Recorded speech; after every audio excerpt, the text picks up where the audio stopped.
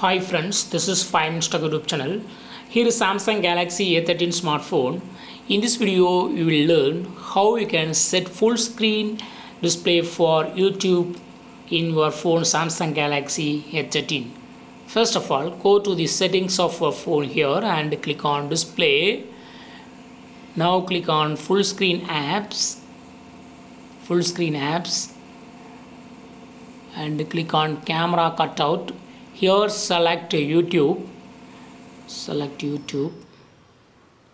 and set it to show camera cutout, so it will be in full screen.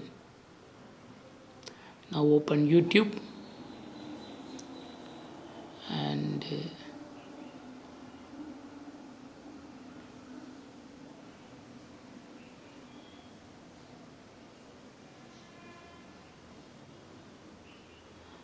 now you can see videos in full screen mode in your phone Samsung Galaxy A13 for YouTube. That's all friends. Thanks for watching. Bye.